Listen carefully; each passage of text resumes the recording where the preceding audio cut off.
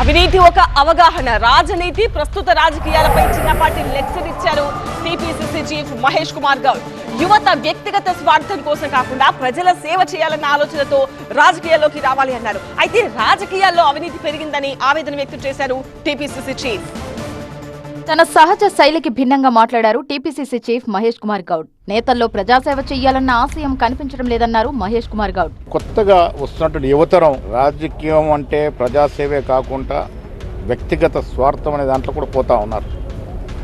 కొంత పక్కదారి పడుతూ ఉంది రాజకీయ రంగం. కాబట్టి అలాంటి వారిని జర్నలిస్టు ఎప్పటికప్పుడు హెచ్చరిస్తుండాలనే మాట చెప్పడం జరిగింది. డబ్బు ధ్యాసతో యువత రాజకీయాలకు రావద్దన్నారు. కరప్ట్ రాజకీయ నాయకులు అనేది అన్ని పార్టీలో ఉంటారు, హెచ్చు తగ్గులు ఉండొచ్చు, అన్ని పార్టీలో ఉంటారు. అందుకే నేను చెప్పేది రాజకీయాల యొక్క ప్రక్షాళన జరగాలి.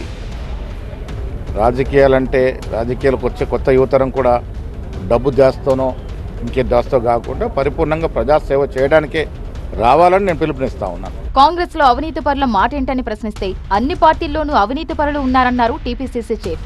బీజేపీలో కూడా అవినీతి పరులు ఉన్నారన్నారు. మున్సిపల్ ఎన్నికలు ముగిశాక మహేష్ కుమార్ గౌడ్ చాలా విషయాల్లో ఇలా వాస్తవాలను బహిరంగంగా చెప్పేస్తున్నారు.